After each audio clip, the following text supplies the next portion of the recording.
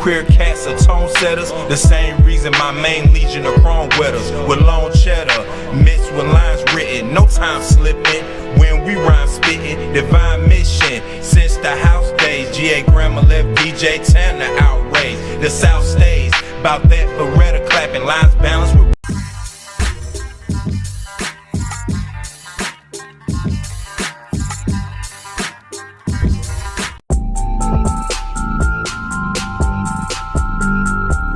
Head on over to Spotify and all other streaming platforms. Check out the NoMercyTV Podcast.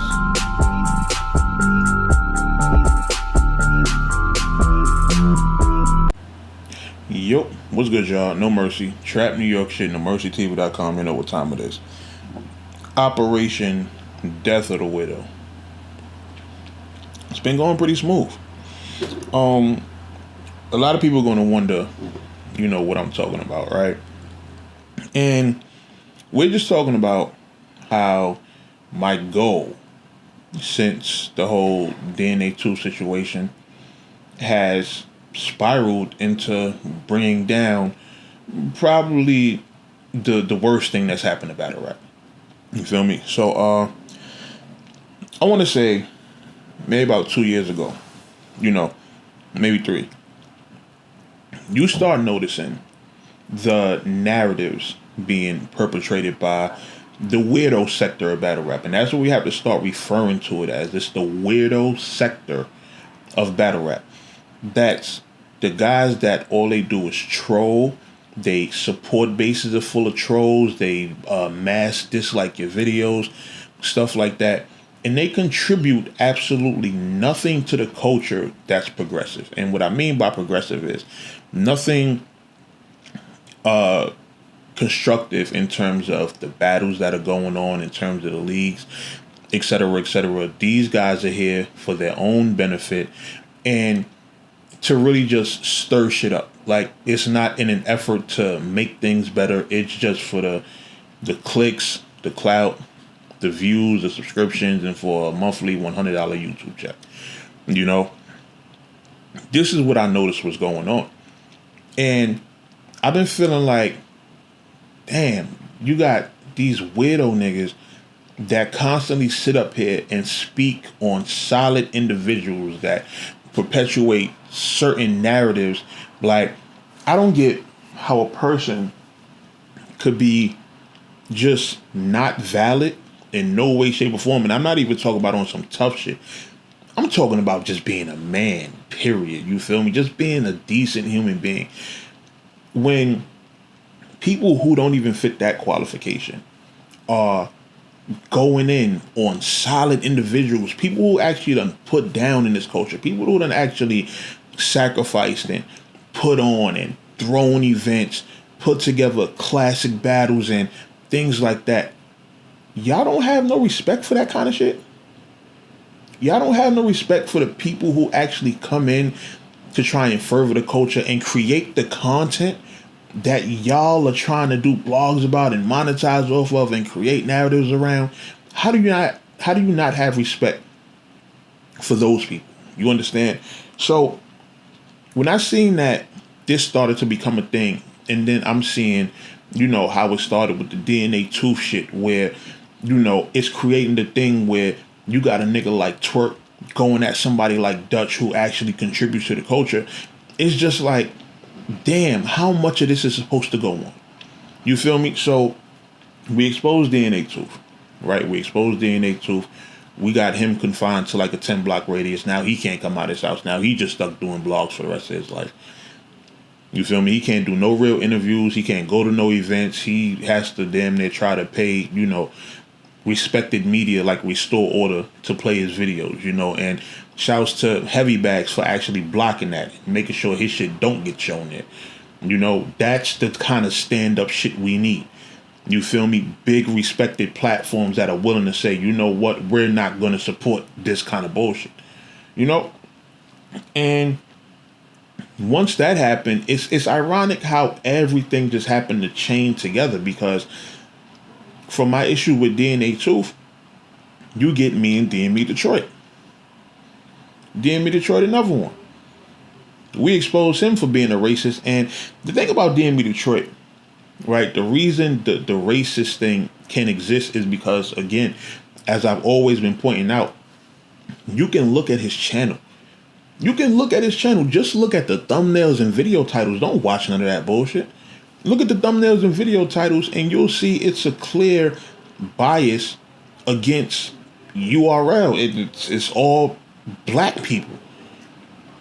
You understand when he's making blogs about Twerk and Ace Amin and Holmesy, and you're making blogs strictly about URL artists. Forget the fact that these are guys that I fuck with. These are guys of my skin color. You understand, of my race. So when I see that, and it's always URL this, even now with the whole going in on caffeine, like, he's doing everything in his power to try and tarnish URL, which is, to me, a brand that I watched since I was in high school in terms of the whole Smack DVD and shit like that. That's why I have the respect that I have. My respect for them don't come from anything. It don't come from this Crucible shit. It don't come from nothing. Like, I don't get nothing off URL. You feel me? Like, I don't have no stake in the company. I don't, like, cool that, at one point they were picking up trap New York talent, but that shit still had nothing to do with me. They didn't have to go through me to get to them. Like, that shit had nothing to do with me at all. My respect comes from being in the trenches, seeing how they was hustling with the DVDs and shit like that. The DVDs that they were making was the soundtrack to my life in those years when I'm 15, 16, in them early 2000s and shit like that. So to watch them go from that, like, I forgot what was it. It might have been Reed that said it in the Mook battle when Smack was holding the camera. That's where I come from. That's what I come from. So to see it get to where it is now, that's why I have the immense amounts of respect for them that I do. Y'all don't have to agree. Y'all were born in a different time period. Y'all came up in a different time period. Y'all niggas came up in the era of hip hop when niggas was snapping and popping. You understand? Oh, they like a rock star. Y'all came up under Soulja Boy and all that dumb shit. That's not what I came up under. Sorry. So I have a different respect for the platform as a whole. So when I see that somebody like him, who's a white man, you white, bro. I don't care what spin you try to put on it, you white. You should not be trying to say the N-word. And the fact that we was able to dig into your old music and see that you were saying the N-word, this was a regular thing for you. And now you're also running a platform where you're trying to tear down a black business, one of the biggest black businesses in battle rap. Oh, nah. I think it's corny. And it's the way you go about it. You cannot be a white man sitting behind a computer only downgrading black men.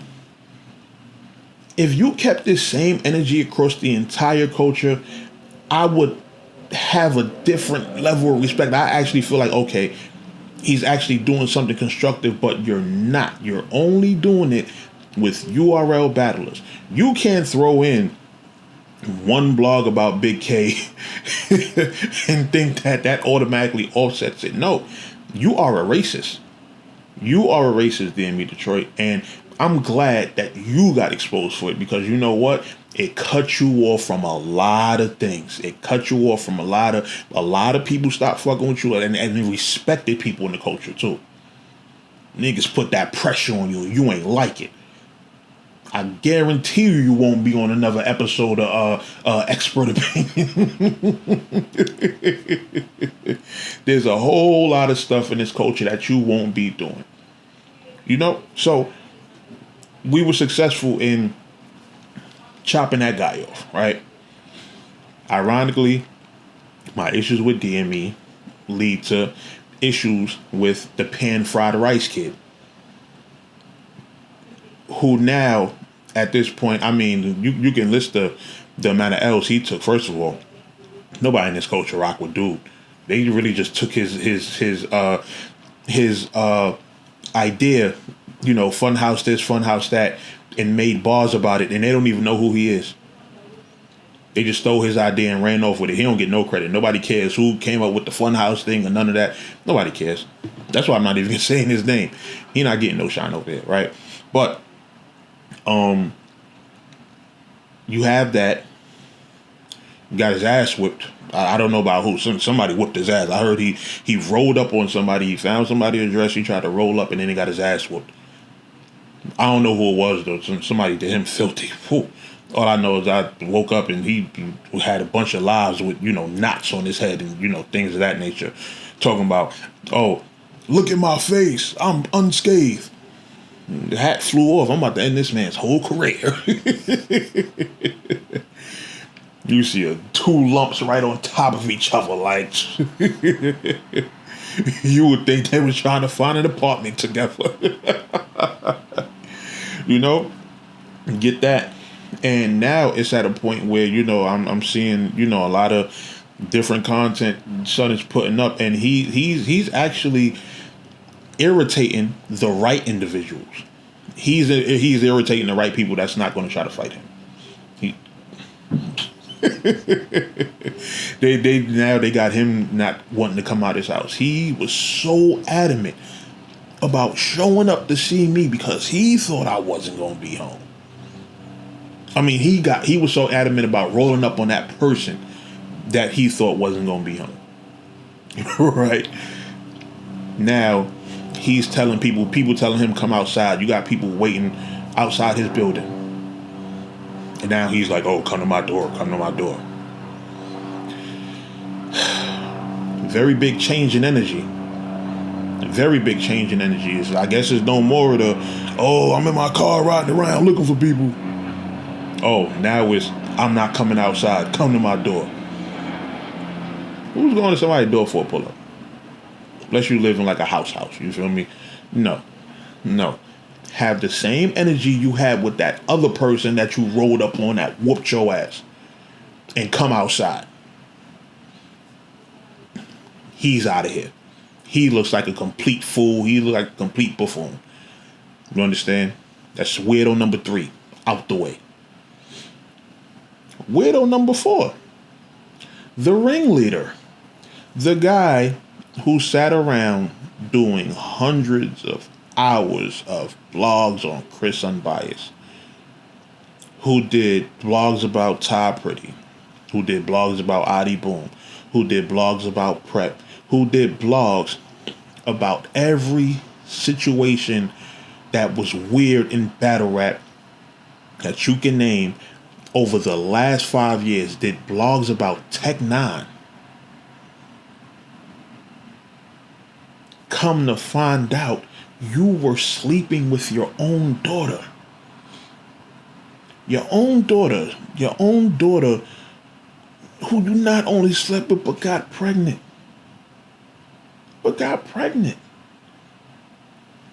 The daughter who ironically has the same last name as you and has a first name that's a combination of you and your baby mother. Battle goof. You sat around talking about everybody. This is what makes it so bad, because if he was somebody who was actually constructive when it comes to the culture, actually put out good constructive content and wasn't trying to berate people every time he turned on his camera, it wouldn't be as bad for him. It would still be bad because what you did is still heinous. It's still terrible. It's still very, very tragic what you grew up doing to females. And not even grew up, because you were doing this as a grown-ass man. Manipulating females, grooming females from a very young age, impregnating young females.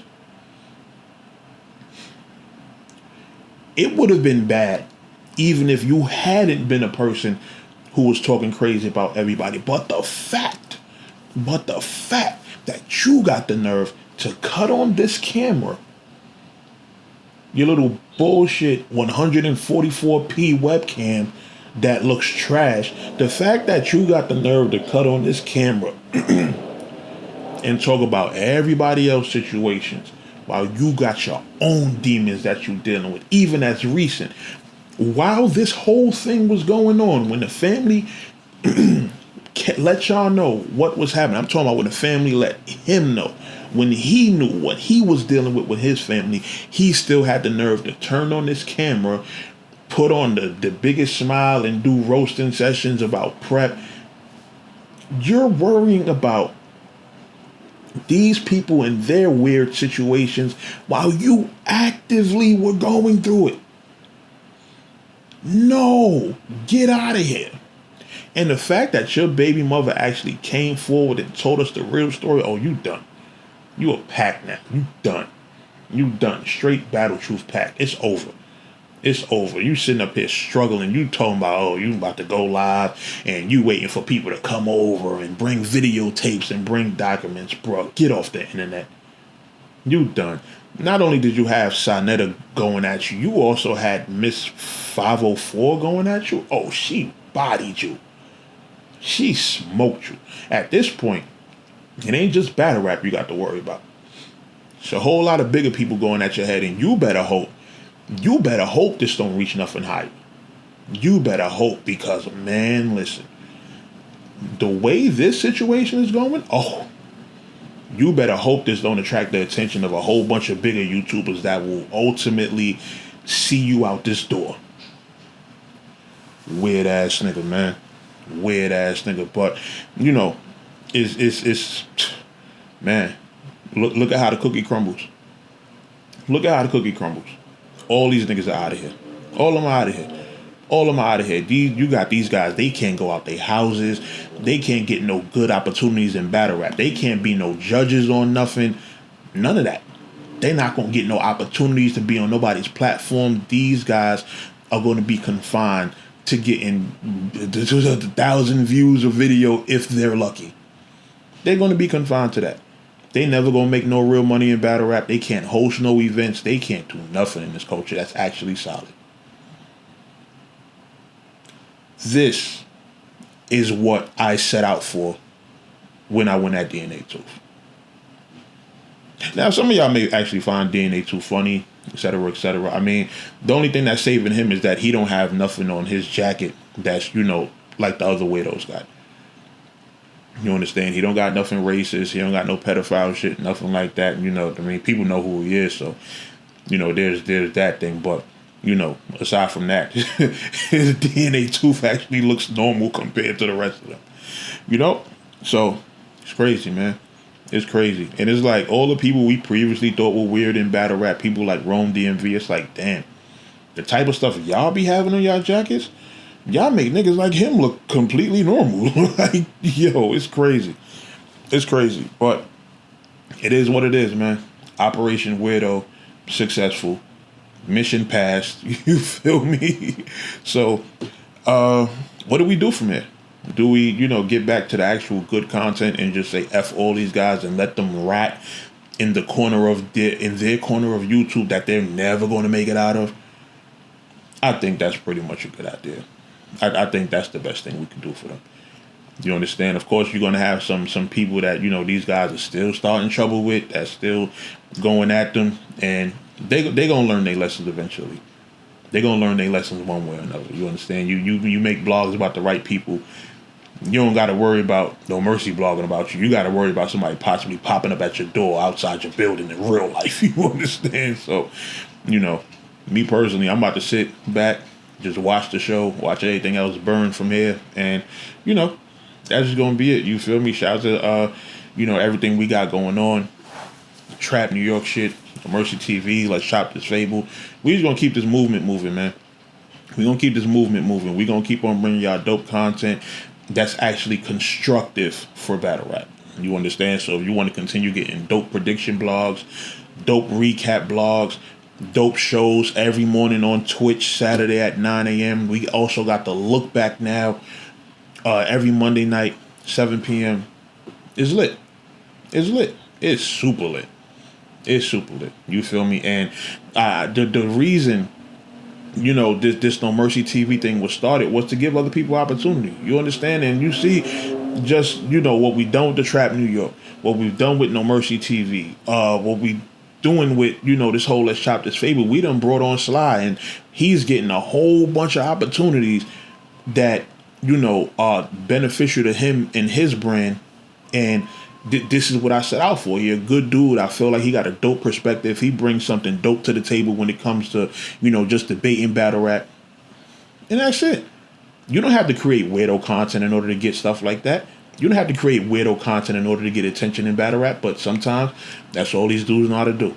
That's all these dudes know how to do. And once you have to do shit like that and you feel like you want to be stuck in that weirdo pocket of battle rap, just understand that there's going to be some consequences for it. There's always going to be consequences for it. You may not feel them, while you're quote unquote doing your thing for 1 or 2 years. You might just build your whole channel up. You might actually gain a support base, gain a fan base. But guess what? All it takes is that one person with a voice in the culture to actually stand up and say, yo, this is some bullshit. And guess what? Everybody else is going to follow. And everybody else is currently following.